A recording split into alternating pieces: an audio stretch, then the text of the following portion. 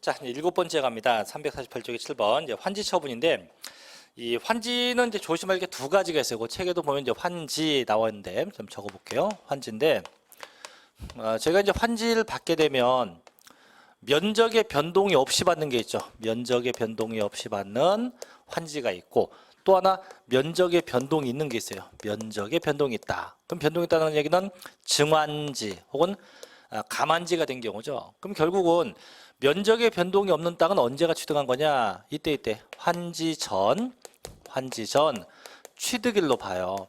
근데 면적의 증가나 감소분이 있었다고 하면 이 증가 감소분은요, 환지 처분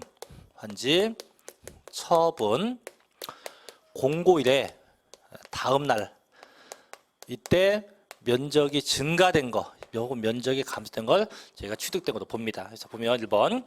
자, 1번은 면적의 변동이 없는 겁니다. 그래서 도시개발법 그 밖에 법률에 따른 환지 처분으로 인해서 취득한 토지 취득시 언제 환지 전 토지에 취득을 한다. 그래서 이건 면적의 변동이 없는 케이스고, 두 번째, 다만 그 교부받은 토지 면적이 환지 처분에 의한 권리 면적보다 증가 혹은 감소된 경우는 그 증가나 감소된 면적의 토지에 대한 취득 시기와 양도 시기는 언제입니까? 환지 처분 공고가 있은 날에 다음 날로 해요. 그래서 결국 면적의 변동이 있느냐 없느냐 이걸 따지는 거고요. 자, 8번 이제 주식인데 주식은 뭐 시험 날 일 거의 없는데 뭐 두 번째 줄 끝에 가면 있죠. 100분의 50 이상 양도한 날, 100분의 50 이상을 양도한 날로 하게 된다고 합니다. 그다음 9번인데 9번도 이제 기본 통식, 이건 법이 아니고 이제 법 이외에 나온 얘기들인데 쭉 보면은 이제 볼게요. 한번 1번. 매매계약서 등에 기재된 잔금 지급 약정을 보다 앞당겨 받거나 늦게 받았다. 그래서 아까 1번이 분명히 대금 청산일이기 때문에 계약서보다 일찍 받을 수도 있고 계약서보다 늦게 받을 수도 있죠. 그래서 일찍 받으면 일찍 받은 날, 늦게 받으면 늦게 받은 날로 하게 됩니다. 자, 2번. 자, 부동산에 내 분양 계약을 체결한 자가 해당 계약에 관한 모든 권리 등을 양도했다. 즉 아파트 분양권을 이제 양도한 건데 언제예요? 취득시기는 언제? 분양받을 수 있는 권리가 확정된 날, 쉽게 얘기하면 당첨된 날로 해요. 당첨된 날로 한다. 자, 근데 그게 당첨이 아니고 내가 남에게 돈 주고 샀다. 그럼 역시 언제? 잔금 청산일로 하겠죠. 자, 세 번째. 자, 경매 받았어요. 언제입니까? 그때 경매대금 완납일로 해요. 언제? 경매대금 완납일로 하게 됩니다. 네 번째, 지금 뭐 시험 날도 없고 5번 갈게요. 부동산 소유권이 타인에게 이전되었다가 법원에 무효 판결로 인해서 해당 자산의 소유권이 환원되었다. 즉 매매 무효되면 언제? 당초 취득일로 하지 이게 무효된 날 아니에요. 당초 취득일로 한다. 6번, 자, 재개발이나 재건축되었다. 그럼 끝에 있죠. 이제 재개발 재건축 전 취득일로 해요. 재개발 재건축 전 그 취득일로 하게 됩니다. 이런 게 있고요. 자, 이제 우측에 3번 갑시다. 취득시 의제인데 이 의제한다는 얘기는요. 의제는 뭐뭐로 본다요. 뭐뭐로 본다. 본다 또는 같은 말로 뭐뭐로 인정한다. 그래서 인정한다 또는 뭐뭐로 본다의 뜻이에요. 인정한다, 뭐뭐로 본다의 뜻이에요. 인정한다, 본다의 뜻인데 그럼 얘는 결론이 이거예요. 쉽게 부동산 등은요. 부동산 등은 내가 옛날 옛적에 취득했다. 과거에 먼 옛날 1950년도에 취득했다라고 해도 세법상은 무조건 85년도 1월 1일에 산 거로 봐요. 무조건. 왜요? 왜냐고 묻고 싶죠. 그 이유가 있는데 뭐냐면 1950년도는 뭐 굳이 얘기하면 대한민국의 이제 뭐 전쟁통이죠. 전쟁이 나고 그다음 60년대가 되면 이제 대한민국이 격동기를 거쳐갑니다. 자, 70년대가 되면은 이제 박정희 대통령이 이제 집권하고 뭐 새마을 운동도 하고 나서 부동산 가격이 조금 올라가는 시점이에요, 그죠? 그래서 영화도 있잖아요. 강남 1970인가 그런 김래원이 나온 영화에 거기도 보면 그때 70년대부터 이제 어떻게 해요? 뭐 개포동 땅을 사갖고 뭐 아파트를 짓네, 뭐 땅값이 앞으로 몇 배가 뛰니. 그 이때부터 가격이 올라간 거예요. 쭉 올라갔어. 올라가 지금까지 지금 2017년이 됐어요. 그럼 70년도에 개포지구 땅이 그 영화에 보니까요. 뭐 몇 평? 뭐 3,000평인가 5,000평인가 그게 3,000만 원이었어. 3,000만 원. 영화에 보니까 5,000평인 거예요. 5,000평. 5,000평에 3천만 원이래요. 그럼 지금 개포동에 가면 뭐 지방 계신 분들 개포동이 어디 모르겠어요. 서울입니다. 약간 강남 옆인데 그럼 강남 주변에 5,000평의 땅이 3천만 원이면 살까요? 30억이요? 얼마냐고. 모르죠. 5,000평이면 한 400억 할 겁니다. 땅만. 400억 더 가면 더 같이 들게 하잖아요. 그러면 내가 이 땅을 팔았어 지금. 70년도에 얼마 주고 산 땅이 3천만 원 주고 산 땅이 지금 400억에 팔면 이거 세금 내다 판나요. 그래서 이러면 너무 가혹하니까 그 옛날 건 다 무시하고 그래서 가격이 실제 80년대까지 좀 많이 올랐대요. 그래서 올라서 이 전권 다 무시하고 그럼 요때부터 가격을 따져서 증가액을 판정해서 세금 걷자 이런 얘기예요. 그래서 옛날 지적은 다 언제? 85년도로 봐요. 그래서 1번 자 토지, 건물, 부동산에 관한 권리와 기타 자산 등은 언제? 보니까 84년도 12월 30일 전에 취득한 건 언제? 85년도 1월 1일에 산 거로 봅니다. 두 번째, 자 주식은 언제? 얘도 옛날 예측은 이제 86년도 1월 1일에 산 거로 봅니다. 그래서 항상 부동산 쪽은 몇 년? 85년, 주식 몇 년? 86년인데 그 부동산만 기억합니다. 부동산, 토지, 건물 등만 85년도 1월 1일에 산 거로 본다. 이것만 생각하시면 됩니다. 자, 그래서 여기까지가 이제 양도시기와 취득시기를 봤고요. 이제 넘겨서 이제 문제에 이제 351쪽으로 갑니다. 351쪽에 자, 양도소득세, 과세표준 및 세액 계산 방법인데 꽤 복잡합니다. 그래서 지금부터 오늘 수업 끝날 때까지 요 계산 구조에 대한 얘기를 할 건데 복잡해도 처음이니까 뭐 복잡하다라고 생각하고 지난번에 그 입문 강의 때 아마 배웠는지 모르겠는데 그때 배웠어요? 11월 달에 안 나왔어요? 자, 어쨌든 요게 조금 복잡합니다. 복잡하기 때문에 조금 신경을 써서 봐야 되고 또 매년 얘가 이제 한두 문제씩 나기 때문에 물론 뭐 계산 문제가 나는 건 아니고 계산 문제는 보통 한 문제씩 정도 나요. 한 문제씩 나고 그다음에 기분 좋으면 계산 내역을 묻는 계산 방법을 묻는 문제도 나기도 해요. 그래서 계산 문제 숫자를 다루는 것도 나기도 하지만 그게 아닌 것도 있다. 자, 일단 볼게요. 하나씩.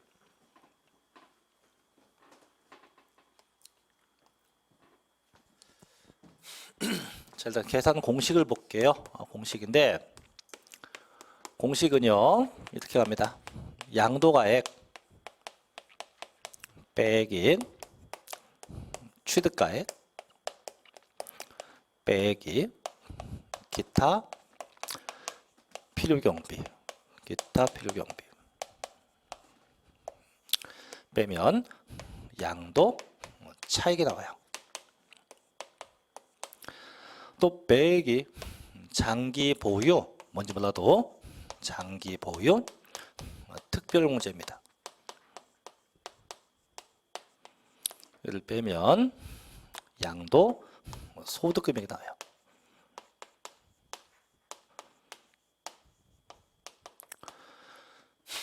또 빼기 양도소득 기본공제입니다.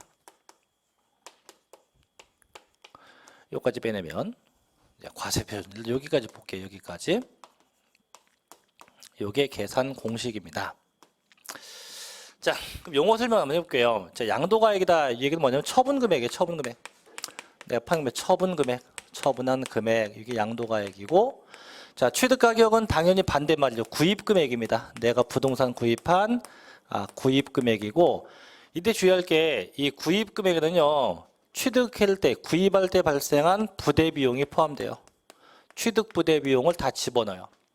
그럼 내가 뭐 부동산 살 때 발생한 뭐 중개업자에게 지급한 복비 다 포함해야 됩니다. 그럼 세 번째, 그럼 기타 필요금은 뭡니까? 자, 이거는 자 봐요. 이 부동산을 저희가 사고 팔게 되면 그 발생되는 비용이 취득할 때만 나오는 게 아니에요. 팔 때도 비용 발생해요. 그래서 저희가 이제 중개업자가 뭐 좋은 게 그거죠. 중개를 하게 되면 이걸 매수자한테도 또 받고 매도자한테도 받고 그죠? 자 그건데 그럼 나 입장은 살 때도 중개비용 줬을 거 아니에요, 그죠? 그럼 그거는 취득금액에 집어넣으면 되고 이번에 팔았어요. 저 집 팔았잖아요, 그죠? 저도 집 팔았더니 중개비용이 109만 원. 어휴 세대. 자 그럼 비용도 줘야 돼요. 그럼 그 비용은 어디? 얘는 기타 비용. 그래서 기타 비용은 얘는 두 가지예요. 이따 보겠지만 자본적 지출이라는 비용하고 자본적 지출이라는 비용하고 양도비하고 이런 비용들. 그래서 이런 비용들을 제가 기타 비용이라고 해요. 그럼 자본적 지출은 뭐냐? 좀 생소한 용어죠, 그죠? 양도비는 알겠는데 얘는 베란다 확장 공사비 같은 겁니다. 그 저도 처음에 아파트 입주할 때 베란다를 다 뜯어 고쳤더니 그거 고치는데 2천만 원 달래요. 근데 그게 영수증이 없으면 공제 못 받아요. 그래서 제가 그때 업자한테 영수증 했더니 사장님 이렇게 싸게 하는데 무슨 영수증입니까? 영수증 끊으려면 부가세 10%더 주쇼. 그래서 이제 공사를 하다가 제가 원래 그짓 잘해요. 그럼 하지 마세요, 공사. 하지 마세요. 그때 갔어요. 그냥 가라고. 그때 그 다음에 전화 왔어요. 그 5%만 달래요. 10% 더 달라는 거 5%. 콜. 그래서 이제 받아냈는데 가끔 그렇게 투기가 좀 필요합니다. 자, 그래서 이렇게 빼면 양도 차익이고 이제 빼기. 이제 장기 보유 특별 공제. 얘는 뭐냐? 얘는 물가 상승에 따른 공제입니다. 물가 상승. 물가 상승분에 따른 공제예요. 이게 없으면 난리 납니다. 이제 이게 뭐냐면 이런 거예요. 예를 들게요. 자, 예를 들게요. 실제 예를 들게 제가 2000년도가 있고 2017년도가 있어요. 그럼 내가 이때 땅을 샀어요. 땅을 산 게 얼마냐? 1억이 1억이고 지금 팔라고 내놨더니 이 땅이 현재 5억 간대요. 그럼 얼마 이익이 난 겁니까? 4억의 이익이 났죠, 그죠? 그럼 이 4억의 이익이 순수한 이익이다? 아니에요. 왜 아니냐면 2000년도부터 지금까지 쭉 시간이 흘러가면 저희가 흔하게 하는 물가가 올라가죠, 그죠? 물가 올라가면 인플레이션이 발생을 합니다. 그럼 이 4억이라는 금액은 물가 인상분에다가 물가 인상분도 여기 있는 거고 and 실제 이익이 포함돼서 이게 4억이 된 거예요. 근데 저희가 세금은 첫날 얘기했죠. 양도 이익에 대해서 세금 걷지 물가 상승분 세금 내면 안 돼요. 그래서 이건 제외하고 순수하게 그 이익에 대해서만 세금을 걷는다. 그래서 그 물가 상승분만큼은 제거해 주자 이거죠. 자, 그걸 빼내면 양도 소득 금액. 이 소득 금액이 이제 실제 순이익의 개념이에요. 다시 빼기 이제 기본 공제인데 얘는 기본 양도했으면 무조건 빼줘요. 축하금 같이 연 250만 원 빼줍니다. 그래서 야, 너 양도했다며 축하해. 그래서 빼는 게 무슨 공제? 기본 공제. 얼마? 250만 원이에요.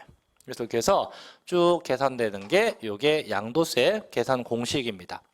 쉽죠, 그죠? 자, 그래서 일단은 이걸 지금 다 보면 많으니까 잘라볼게요. 일단 여기까지, 양도 차이까지 산정하는 방법을 먼저 볼게요. 여기까지. 실제 저희가 여기를 제일 어려워해요. 밑에는 쉬워하는데 양도 차이까지 구하는 방법이 복잡해합니다. 왜? 양도 차익을 산정하는 방법이 두 개가 있으니까 원칙이 있고 예외가 있어요. 그럼 원칙은 어떻게 하냐? 원칙은 항상 실지 거래가래요. 실지 거래가. 실지 매매한 금액을 갖고 실지 매매가를 가지고 계산해야 돼요. 근데 예외가 있어요. 뭐냐? 실지 매매가가 얘가 불분명하다. 불분명하다. 일단 예외 추계예요. 추계가 뭐냐면 추측하여 계산한다예요. 그래서 항상 원칙은 실제 매매한 금액인데 그 금액이 불분명하다. 뭐한다? 추계한다.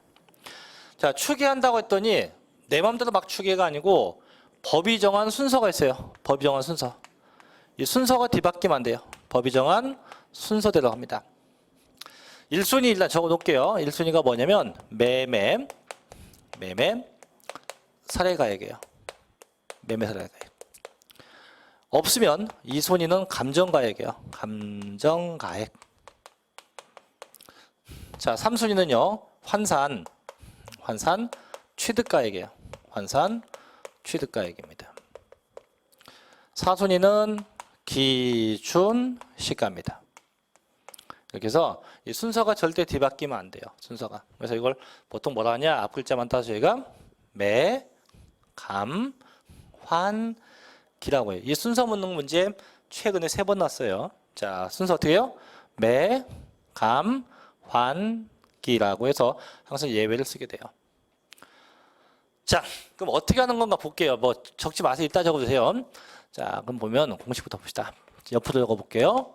양도가격 빼기 취득가격 이거 빼기 기타 비용 이렇게 하면 뭐가 나온대요?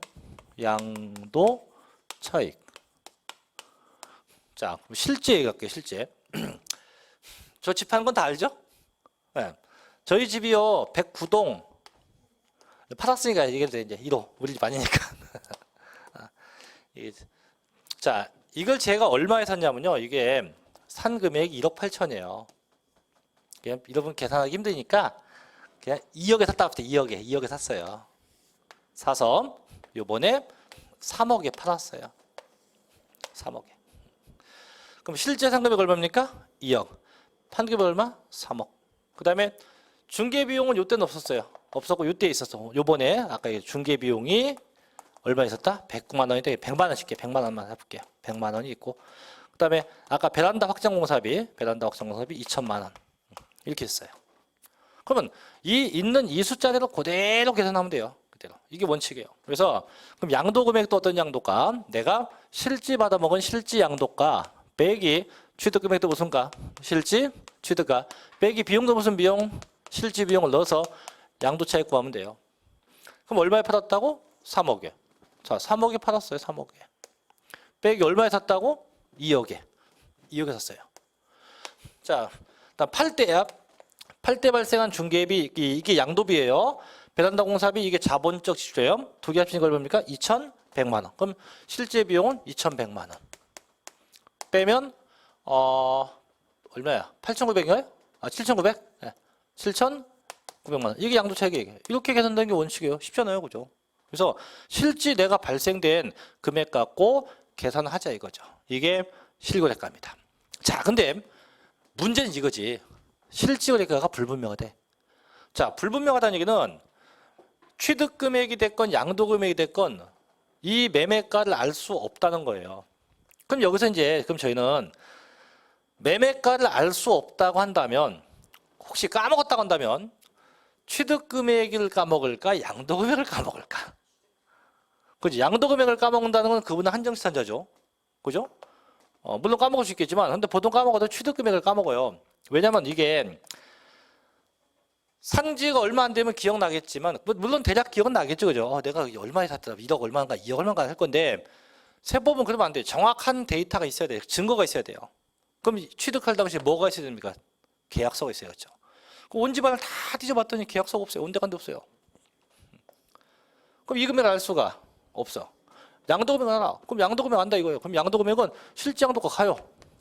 가는데 빼기 취득 금액은 몰라. 모르면 취득 금액을 뭐 한다고요? 추계합니다. 그럼 양도 금액은 3억에다가 놓고 빼기 이제 무슨 가? 매매 사례가를 넣어야 돼요. 매매 사례가. 이렇게 얘를 빼야 돼. 그럼 대체 매매 사례가가 뭐냐 이게 뭐냐? 이거는 내 집이 아닌 내 주위에 있는 집들. 내 주위에서 내가 이 집을 살 때 당시에 매매한 가격을 찾는 거예요. 저희 집이 아까 601호였죠? 저 이사 오는 날 앞집도 이사 오거든요. 601호도 같이 이사 오거든요. 그러면 601호나 602호나 큰 차이가 없다면 매매가가 거의 대동소이하겠다 아니면 차이가 크겠다. 비슷하겠죠, 그죠? 또 똑같은 동이고 바로 앞집이니까. 그래서 제가 이제 앞집 가서 물어봐요.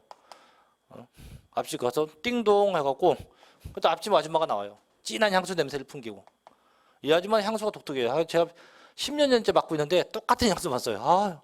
어쨌든 이 아줌마한테 묻죠. 저기요, 우리 지난번에 그 집 살 때 얼마에 사셨어요? 그랬더니 왜요? 이제 물어서 이제 내 집을 파는데 이걸 까먹었다. 그래서 자기 계약서를 딱 보여주더니 2억 1천에 샀네요. 얘는 2억 1천에 샀나 봐. 2억 1천에 샀네요. 그래요? 알겠습니다. 그럼 그 카피 좀 해갈게요. 카피해서 이 앞집에 매매 가격을 나의 매매가로 삼는 겁니다. 그게 무슨 가? 매매 사례가. 얼마 잡혔다고 할까? 2억 1천. 그럼 그 금액을 나는 매매 가격 취득 금액으로 잡아서 계산해야 돼요. 알죠? 자, 그럼 이 집이 없으면 밑에 집 가봐야 돼. 윗집 가든가. 내 주변, 내 집을 중점으로 주변의 매매가를 따져서 보는 게 그게 매매 사례가예요. 매매 사례가 있는 금액. 자, 근데 가는 집마다 다 모르겠대. 지네도 모르겠대. 계약서 없다고 못 온대요.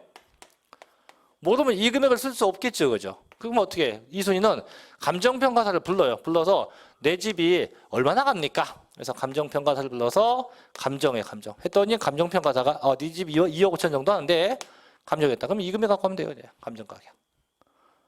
자, 근데 감정평가사도 오더니 아이고 이게 집 가치가 얼마 없네. 나 감정 못해. 갔어요. 그냥. 가면 이 금액을 쓸 수도 없겠죠. 그럼 세 번째 갑니다. 세 번째는 무슨 값입니까? 환산 취득가. 요건 뭐냐? 요건 계산해야 돼. 계산. 일단 환산 취득가는 일정한 공식으로서 계산해야 돼. 계산. 했더니 뭐 2억 나옵니다. 그럼 2억이 이게 환산 취득가. 그럼 이 금액을 빼는 거예요. 자, 마지막입니다. 이제 얘도 안 돼. 안 되면 마지막 무슨 값입니까? 기준시가인데 기준시가가 뭐냐면 정부가 고시한 금액이에요. 똑같은 말로 하면 시가 표준액입니다. 그럼 정부가 고시한 금액은 최대치 금액이에요? 최소치 금액이에요? 최소 금액이에요. 그래서 마지막은 기준시가라는데 근데 문제는 생기지. 취득가격을 기준시가 정부가 정한 최소 금액인데 그럼 내가 팔아먹은 이 금액은 최소 금액이다 최대 금액이다. 이건 최대 금액이죠. 왜? 정부가 고시하는 금액보다 큰 게 매매가거든. 그래서 기준시가라면 얘로 하면 안 돼요. 이 금액을 알고 있어도 공식의 형평성을 맞춰야 되기 때문에 알고 있어도 기준시가라면 뭐 또 양도금액도 기준시가로 같은 방법으로 가야 돼요. 얘만큼은 같이 가야 됩니다.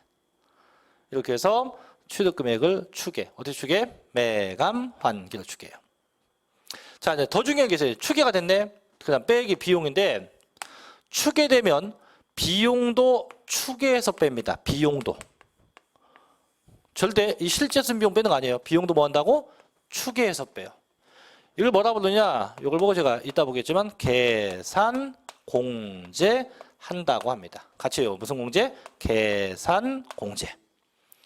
그럼 결국은 실제 취득 가격이면 실제 비용을 빼는 거지만 취득 금액이 추계면 비용도 뭐 한다? 추계해서 뺀다. 그래서 요 공식을 까먹으면 안 돼요. 그래서 위에 건 쉬운데 요거 자꾸 까먹어요. 머릿속에 이제 뭐가 남냐? 항상 불분명하면 매감한기래. 여기까지 좋아. 근데 매감한기 잘 해놓고 결국 비용은 또 실제 비용 갖다 딱 집어넣어요. 그러면 안 돼요. 항상 매감한기 하면 어떻게? 얘는 계산 공제다. 요게 일단 공식의 기본입니다.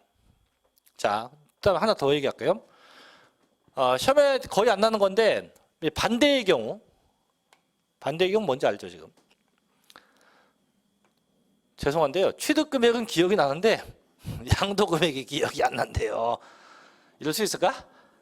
있어요. 있으니까 법이 있지. 그 똑같아. 추계하면 돼. 어떻게 추계? 매매사례가 또 감정가 또 그럼 안 되지. 지금 여기 양도 금액인데 제목이 환산 취득가잖아요. 얘는 없어. 이게 없다고. 없고 기준시가. 그래서 양도 금액도 추계할 수 있다. 어떻게 추계한다? 매감기. 시험에 날 리는 없어요. 그래서 보통은 취득 금액 추계가 많지. 그래서 양도 금액 따라 추계할 수 있다. 이건데 이제 읽어볼게요. 자, 이제 어디를 보시냐면 자 넘겨서 자 352쪽 갑니다. 352쪽에 가면 맨 밑에 양도가액과 취득가액에 적용해서 양도자산별로 양도가액과 취득가액 적용하면 다음과 같다. 그래서 우측에 보면 표 안에 자 토지부터 파생상품까지 대원칙 무슨 가 원칙입니까? 실집 거래가 원칙이요. 단 밑에 옆에 예외 이점. 자 뭐 한다 되어 있습니까? 추계한다. 그래서 매매사례가액, 감정가액, 환산가액, 기준, 시가 이 순서대로 추계를 합니다. 자 그럼 밑에 원칙 볼게요. 원칙 봅니다. 양도 차익을 계산할 때 양도가액을 실지거래가액 그게 없으면 매매사례가나 감정가액에 따르면 취득가액도 실지거래가액 없으면 매매사례가나 감정가나 환산가액에 따르고 또 양도가액을 기준시가에 따르면 뭐 또 취득가액도 똑같이 뭐랍니까? 기준시가에 따른다 라고 되어 있는데요. 그래서 항상 원칙은 다 무슨 가 원칙입니까? 실거래가 원칙. 다만 그게 불분명하다 그럼 뭔데요? 추계한다. 그래서 맨 밑에 2번 가볼게요. 예외 갑니다. 추계조사 결정. 맨 밑에 양도가액이나 추계, 취득가액을 실지거래가액에 따라서 정하는 경우로서 장부나 그 밖의 증명서류에서 해당 자산의 양도 당시 혹은 취득 당시 실지거래가액을 인정 혹은 확인할 수 없는 경우는 그 양도가액 또는 취득가액을 매매사례가액, 감정가액, 환산가액 또는 기준시가로 해서 뭐 할 수 있다. 추계, 조사하여 결정 뭐 할 수 있다? 경정할 수 있다. 그럼 결정이 뭐고 경정이 뭐냐? 결정은 이거예요. 양도세는 분명히 신고 납부 세금인데 내가 신고를 안 한 거예요. 안 하면 세무서가 내가 얼마에 매매했는지 알 수 있다 없다? 없죠. 그럼 세무서도 그때 뭐 추계를 방법을 써갖고 세금 계산해갖고 나한테 세금을 추징을 해요. 그럼 경정은 뭐냐? 경정은 신고를 하긴 했어요. 내가. 근데 어떻게? 허위 신고한 겁니다.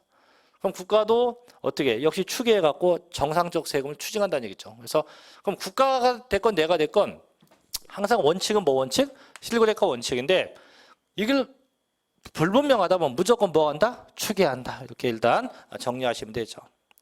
자, 그럼 넘겨서 이제 자 354쪽의 메뉴 2번가 이제 자 실질 거래가액에 의하는 경우 양도가액과 기타 필요 경비 자 봅시다. 예. 그래 지금부터 볼 건 그럼 실질 양도 가격이 이제 대체 뭐고 실질 취득 금액이 뭐고 실제 비용이 뭐가 있느냐 이거 묻는 건데 얘부터 갑시다. 자 일단 실질 양도 가격입니다. 자 실질 양도 가격이 뭐냐? 이거 실질 받은 금액이에요.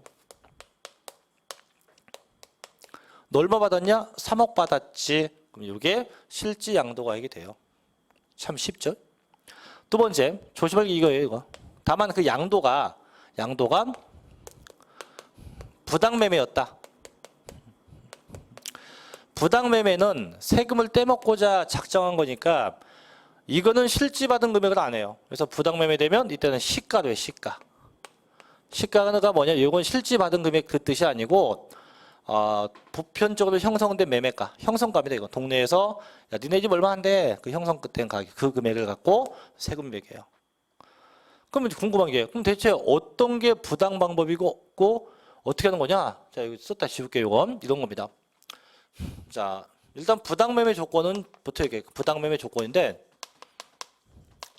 자, 부당매매 조건은 일단 매매 당사자가 특수관계인 간의 매매일 때만 돼요. 특수관계인 간의 매매일 때만 일단 부당매매가 성립이 돼요. 누구 관계인? 특수관계인. 그럼 특수관계인 누구냐? 친족 쉽게 친족이라고 생각하면 돼.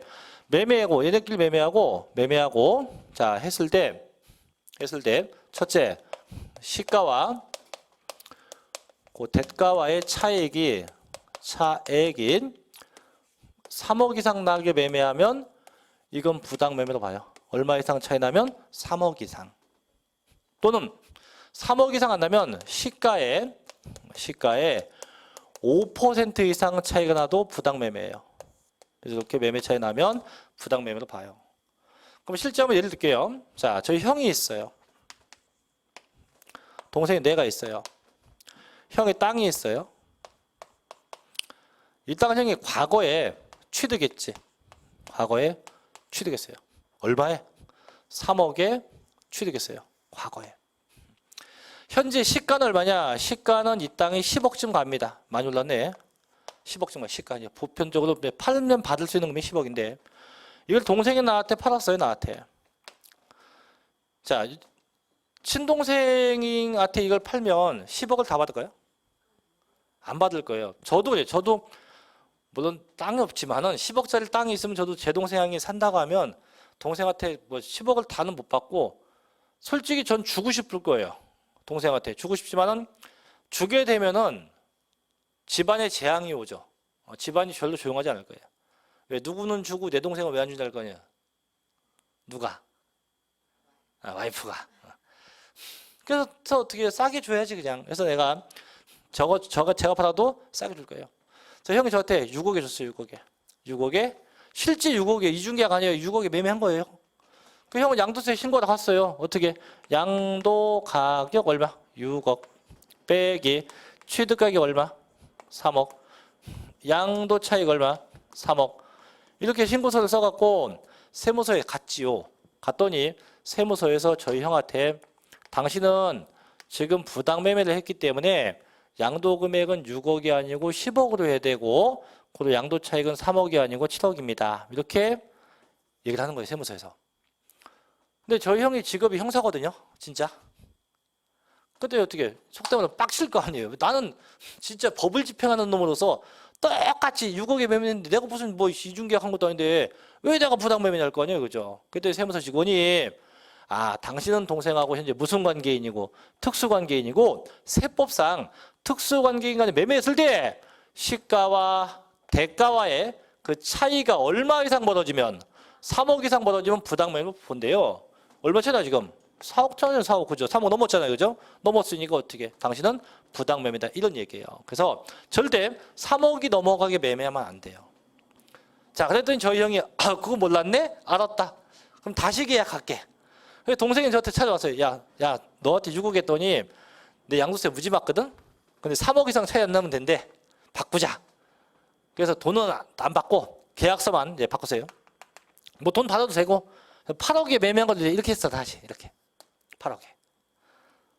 자, 얼마 차이 납니까? 2억 차이 나지. 그 3억 안 돼요. 그죠? 그 형이 또 세무서에 갔지. 아, 금액 더 받아왔어. 8억으로. 고로 나 양도세 5억 됐지? 이랬더니 세무서 왈. 아닙니다. 역시 이것도 부당매매입니다. 양도금액은 10억입니다. 고로 양도세가 변함없습니다. 형이 또 빡쳤어요. 왜? 아니 아까 3억 이상 나면 부당하다며 2억밖에 안 나는데 왜 또 부당매매냐 했더니 세무서 왈. 죄송한데요. 하나 더 있어요. 뭐냐? 이 차이가 3억이 안 나면 시가의 5%가 넘어도 안 된대요. 그럼 시가가 현재 10억이죠? 10억에 5%면 얼마인데 현재? 5천이야 5천. 5천만 원 넘어가면 안 돼요. 이거. 2억이니까 넘어갔잖아요. 그죠? 그럼 얘도 안 된다 이거지. 그건 역시 얼마? 10억을 해야 한다. 그러면 진짜 이 형제가 이 형이 부당행위에 안 걸리려면 최소 미니멈 얼마에 매매해야 한다? 9억 5천에 매매해야 돼. 최소한. 이래야 된다 이거죠. 그래서 항상 부당하면 다 시가로 계산해요. 자 볼게요. 1번. 자 354쪽 맨 위입니다. 자, 양도가액이에요. 그래서 첫째, 해당 자산의 이 실질 양도가액은 그 자산의 양도 당시 양도자와 양수자 간의 실질로 거래한 가액에 따른다. 그래서 실질 받은 금액이 돼요. 다음 두 번째, 자 특수관계인과의 거래에 있어서 시가, 토지 등을 시가를 초과해서 취득하거나 시가에 미달되게 양도함으로써 그 조세의 부담을 부당히 감소시킨 것으로 인정되면 그 취득가액과 양도가액을 자 뭐에 의한다? 시가에 의하여 계산해요. 그래서 항상 부당하면 다 무슨가? 시가로 갑니다. 이해되죠? 자, 두 번째 이제 취득가액 갈게요. 밑에 실질 취득가액 갑니다. 자, 실질 취득가액인데 그럼 얘도 마찬가지예요. 첫째, 실질 취득가격은 내가 실제 지급한 금액에서 매입했으면 매입가격, 직접 졌으면 건설가격, 매입가격이나 건설가격이에요. 물론 매입이나 건설가격에 발생하는 부대비용이 있으면 마찬가지 그 부대비용은 포함을 시켜요. 그래서 부대비용은 포함을 시킵니다. 다만 조심할 게 매입할 때 매입이 뭔지 알죠? 돈 주고 사는 건데 돈 주고 살 때 발생하는 잘 보세요. 현재 가치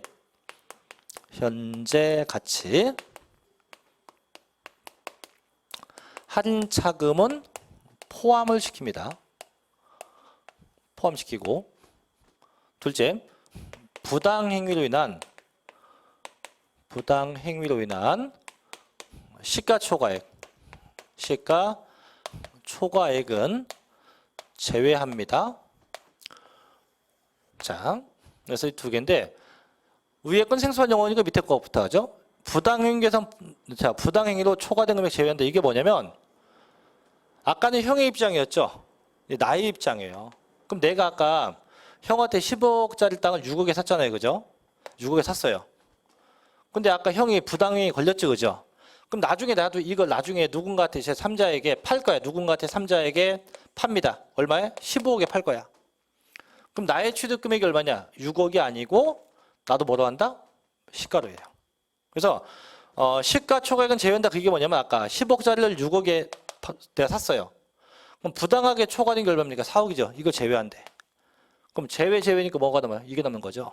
그럼 결국은 사는 자가 됐건 파는 자가 됐건 무조건 부당 매매가 되면 전부 다 뭘 갖고 한다?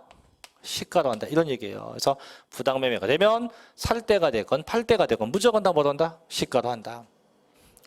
그다음에 현재 가치 할인 차금 포함한다. 이건 뭐냐? 이건 결론은 실지급액이에요. 실지급액. 실지급된 금액을 뜻해요. 실지급된 금액을 의미합니다. 실지급된 금액을 뜻한다. 그럼 얘는 뭐냐? 자, 보여줄게요.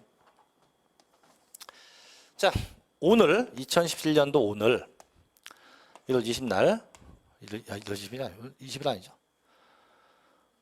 2월 10일인가? 15일? 네. 자, 오늘 제가 A로부터 아파트를 사요. 근데 아파트 매매가가 가령 사는 금액이 5억인데 그래서 지금 계약서를 써요. 지금 내가 사는 입장입니다. 사는 입장. 그래서 이제 계약금 주고 뭐 중도금 주고 할 거 아니에요. 그래서 제가 저 주인아 씨, 제가 돈은 최대한 잔금은 빨리 줄게요. 그랬더니 집주인이 매도자가 언제 줄 건데요? 12월 31일 날 줄게요. 뭘? 잔금을. 이렇게 하면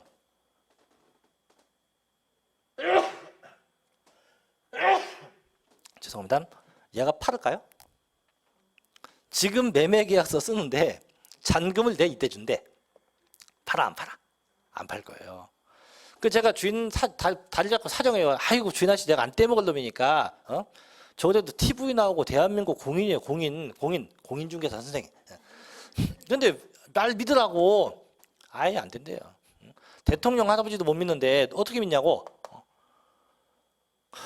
그래서 제가 다시 사정합니다. 그러면 저기요, 제가 지금 돈이 없으니까 이때 돈 주고 6억에 내가 가져갈게. 6억에. 그럼 되겠습니까? 근데 저 A가 곰곰이 생각해요. 지금 팔면 얼마 받는데? 5억. 이때 받으면 얼마 받는데? 6억. 그래서 주인이 오케이. 그럼 이때 6억 꼭 주라? 된 거예요. 그럼 지금하고 얘하고 차이가 일어나지, 그죠?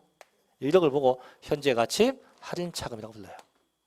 그럼 결국 내가 지급하는 금액은 5억입니까? 6억입니까? 6억이지. 그래서 실지급액이 된다 이거예요. 그래서 이게 1번 얘기인데, 자, 읽어볼게요. 자, 1번. 매입이나 건설가에게 취득세, 등록면허세, 기타 부대 비용을 가산한 금액 등 취득원가에 상당한 가액을 말합니다. 다만 현재 가치, 할인 차금과 폐업 없이 잔존재화에 대해서 납부하는 부가가치는 포함하되 부당행위로 인한 시가 초과액은 제외합니다. 해서 항상 현재 가치 할인 차금 포함, 부당행위 금액 제외. 그죠? 자, 두 번째 갑니다. 이제 2번. 자, 2번은 소송 비용이에요. 소송 비용. 두 번째 게 취득 중에 발생한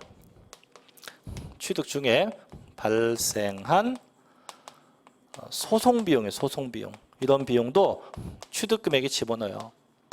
근데 이 소송 비용이요, 이미 타소득에서 공제받게 되면 그땐 제외합니다. 양도세가 아닌 이 소송 비용이 있는데 이 비용을 양도세가 아닌 여타세금에서 이미 써먹었어요. 써먹으면 그때는 양도세에서 집어넣을 수 있다 없다? 없다. 그 얘기고. 그래서 읽어보면 쉬워요. 얘도 보죠. 취득에 관한 쟁송 있는 자산에 대해서 그 소유권 등을 확보하기 위해서 직접 소유된 소송비용, 화해비용 등 금액으로서 그 지출한 연도에 각 소득금액, 양도세가 아닌 여타 소득금액 계산에 있어서 필요경비에 산입한 건 그건 포함한다, 제외한다? 제외한다. 됐죠? 자, 세 번째 갑니다. 세 번째는 당사자 약정에 의한 이자인데, 세 번째가 약정이자. 이 약정된 이자도 취득금액에 포함해요. 근데 얘가 약정이자가 아니고 연체이자 또는 은행이자 이런 거는 포함 안 돼요. 그래서 약정이자만 되지 연체이자나 은행이자 같은 거 절대로 포함할 수 없다. 안 됩니다, 이거. 그래서 보면 자, 당사자 약정에 의한 대금 지급 방법에 따라서 취득원가의 이자 상당액을 가산해서 그 가액을 확정할 경우 당해 이자 금액도 취득금액에 포함한다. 다만 당초 약정에 의한 거래가액 지급일 전, 쉽게 연체입니다. 연체로 인해서 추가로 발생된 금액은 포함하지 않고, 또 우측에 맨 위에 보니까 자, 은행 대출금 이자죠. 얘도 취득금액에 포함하지 않습니다. 그래서 않는다. 동그라미 4번, 5번은 묶어주세요. 우측에 4번 제목이요. 현재 가치 할인 차금 상각액인데, 자, 일단 쓸게요 먼저. 자, 마지막에 기타 상각액이에요. 상각액인데 얘도 취득금액에 집어넣어야 돼요. 근데 얘가 마찬가지 얘하고 똑같아. 위에 거하고 이미 타소득에서 공제받게 되면 그땐 제외합니다. 이미 타소득에서 공제받으면 그걸 빼야 돼요. 자, 읽어볼게요. 4번.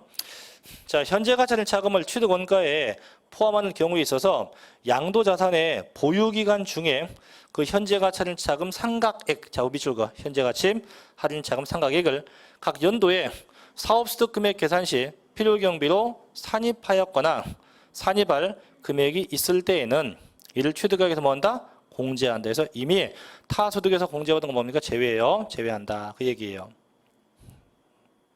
자, 5번도 마찬가지예요. 양도자산의 보유기간이 그 자산에 대한 감가상각비로서 각 과세기간에 사업 소득금액을 계산할 때 필요경비 산입이 돼야 돼요. 근데 원래 포함되는데 그게 마찬가지.